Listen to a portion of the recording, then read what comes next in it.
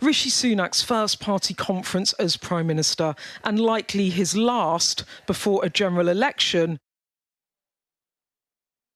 he looks set to lose.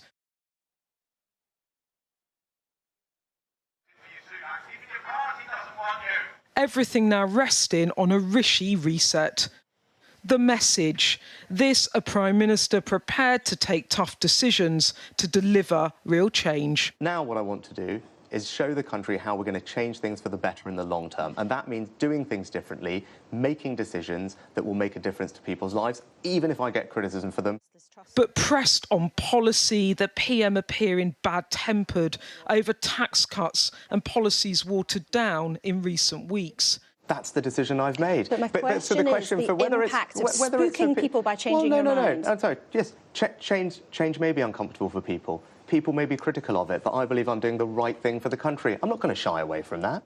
But if the PM is going to confront those uncomfortable decisions, he may be bounced into starting with HS2. Rumours here in Manchester, he's been pushed to announce a decision this week. But within a couple of hours on a visit to a local school, the smile returned and the reset wobble corrected. The PM back on camera and back on message. I'm pleased that we're making progress. I know things are still tough, but the last few months of data should give us comfort and reassurance that we're getting there. Inflation is coming down, as I said it would. We're going to stick to the course, and that is the best way for me to help people.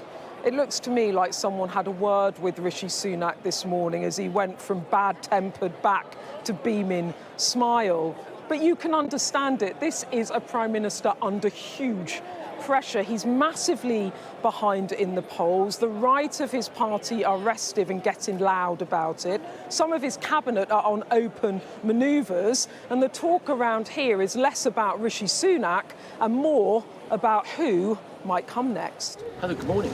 Even though supposed to be loyal, buffeting this embattled PM, Michael Gove off script, calling for the pre-election tax cuts the Prime Minister is refusing to confirm. Should there be a reduction in the tax burden on individuals before the next election? Are we talking the next year? Are we talking 3 years? Are we talking 5 years? Yes, no, I would like to see the tax burden reduced before the next election.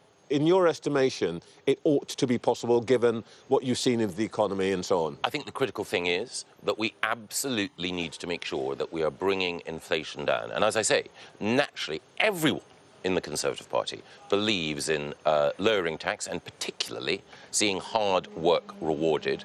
But I can't speculate on what type of tax cut, if any, we're able to deliver until we are certain that inflation is coming down.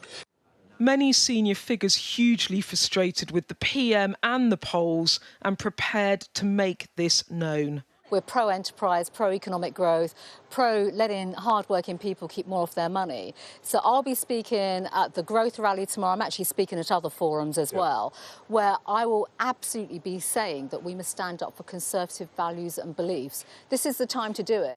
But there is some party discipline to be found. You've still got a chance of winning the next election, Mr Heaton-Harris, do you think? 100%. Are the Cabinet united on this? Of course, the Cabinet's united about all matters. See you later. And the PM will need a lot more of that to have any hope of this reset sticking. Beth Rigby, Sky News in Manchester.